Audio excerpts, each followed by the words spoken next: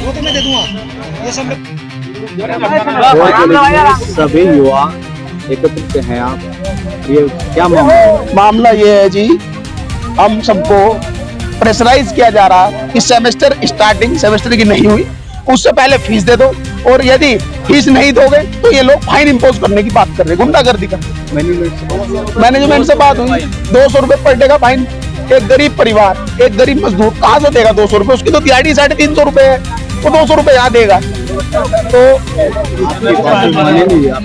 हमारी बात अभी मान्य है। उन्होंने कहा है कि नेक्स्ट सेशन जब नेक्स्ट सेमेस्टर स्टार्ट होगा उससे पहले इनको फीस देनी होगी, और जो फिलहाल इन्होंने फाइन इम्पोज करने का जो फाइन लगाया था वो सब माफ करने के उन्होंने आश्वासन दे दिया। क्या आप ये मानते हैं कि आप सब लोग उनकी बात से सहमत है, लेकिन अगर इस बात में भी कोई पलटफेर ये लोग करते हैं तो निश्चित रूप से मैदान में पुनः आने का हम लोग काम करेंगे। हम पुतला फूकने से पीछे नहीं हटेंगे।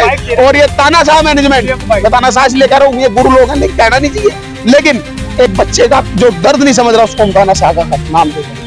यदि हमारी बात नहीं मानी गई तो निश्चित रूप से सड़कों पर आने का काम करेंगे। मेरा नाम पंडित शोभी शर्मा है, मैं झगड़ा विधानसभा से हूँ, और मैं यही का स्टूडेंट हूँ, BBA LLB का सेकंड ईयर में पढ़ता हूँ। सब युवा क्या बात क्या समस्या? आज हम कोर यूनिवर्सिटी में आए हैं। शिक्षा माफियाओं का इस तरह पूरे देश भर में प्रचंड लहरा रहा है। जैसे हम कोर यूनिवर्सिटी में आए, यहाँ पर देखा जब नई शिक्षा नीतियों में सेमेस्टर वाइज हो गया तो छात्रों से ईयरली फीस क्यों ली जा रही है?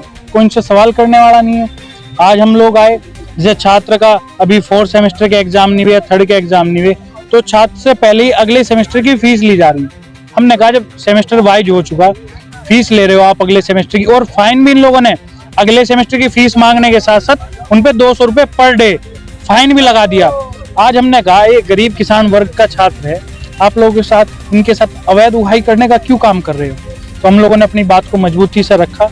इन लोगों ने हमें आश्वासन दिया है जितने बच्चों पे फाइन लगा है इनका फाइन वापस होगा, और इस फीस को सेमेस्टर वाइज ही जमा करे सभी छात्र। इन्होंने हमें आश्वासन दिया है। अगर इस पर कोई समाधान नहीं होता तो हम बड़ा निर्णय लेंगे जल्दी कोर यूनिवर्सिटी पे। तो सब छात्र ऐसे ही मजबूती से, मैं आपके मीडिया के माध्यम से भी कहना चाहता हूँ, छात्र संघर्ष का रास्ता अपनाएं। जब तक छात्र संघर्ष का रास्ता नहीं अपनाएंगे जब तक वो शिक्षक माफियाओं का प्रचंड ऐसे ही लहराता रहेगा हर जिले में, हर प्रदेश में। आप लोग मजबूत होकर अपनी बात को उठाने का काम करें। ये तो घुटने टेक देंगे आप, ये आपसे ज्यादा मजबूत लोग नहीं है, क्योंकि आपकी फीस से इनके कॉलेज और यूनिवर्सिटी चल रहे हैं। क्या मानते हैं आपकी जो मतलब मैनेजमेंट से जो वार्ता हुई है उसमें क्या आपने उनकी बातों को मतलब मान लिया है?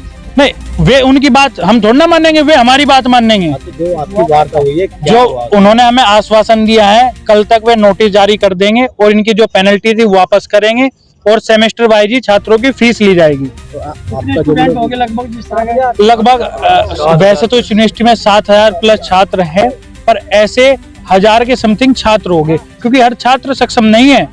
1000 से भी ज्यादा होंगे। तो आपका विरोध प्रदर्शन आज के लिए? हाँ, हमारा अभी तो फिलहाल समाप्त हो गया। अगर लगेगा कोई कार्रवाई नहीं कर रहे, हमारी मांगे नहीं मान रहे, तो हम बड़ा ही आंदोलन करेंगे इनके खिलाफ और एहसास दिलाने का काम करेंगे इन शिक्षा माफियाओं को कि छात्र बड़ा जागरूक हो चुका है। अपना नाम बताएं। मेरा नाम विशु मलिक है, मैं मुजफ्फरनगर का रहने वाला हूँ। दरअसल कुछ बच्चों में गलतफहमी हो गई थी कि उनसे फाइन के पैसे लिए जा रहे हैं, जबकि ऐसा था नहीं। बच्चों से बात हुई है और कुछ बाहरी लोगों का भी इन्वॉल्वमेंट देखने में आया। तो बच्चे हमारे हैं तो हम उनको अपने बच्चों की तरह ही रखते हैं। तो हमने उनकी समस्याएं सुनी, उसका समाधान भी निकालने की कोशिश कर रहे हैं और रिजॉल्व हो जाएगा प्रॉब्लम, अगर है तो। अब क्या वार्ता हुई है आपके साथ जो बैठ कर उनकी जो वार्ता हुई है, क्या वार्ता हुई और क्या सहमति हुई? हमने बच्चों की प्रॉब्लम सुनी। उनको लग रहा था कि हम उनसे फ़ाइन ले रहे हैं और जस्टिफाइड नहीं है। हमने उनका कारण बताया, बच्चे कन्विंस्ड भी हैं, तो वो प्रॉब्लम रिजॉल्व हो गई है। तो अब कोई ग्रीवेंस बच्चों में बचा नहीं। तो क्या मानते हैं कि जो उनके आरोप थे वो सही नहीं थे, या जो बीच की जो मतलब समस्या थी, जो मतलब अंडरस्टैंडिंग उनकी हो गई थी, जो नहीं हो पाई, मिसअंडरस्टैंडिंग एक थी। उसमें क्या रहा? जी जी, बच्चे हमारे यहाँ के पढ़ाई वाले बच्चे हैं, और ऐसे बच्चों को कुछ लोग अनस्टेबल करने की कोशिश करते हैं, झूठी अफवाहें फैला के। तो जो गलत इंप्रेशन बच्चों में आ रहा था, जो अफवाह के शिकार हो रहे थे, वो सारी समस्याएं ख़त्म हो गई हैं।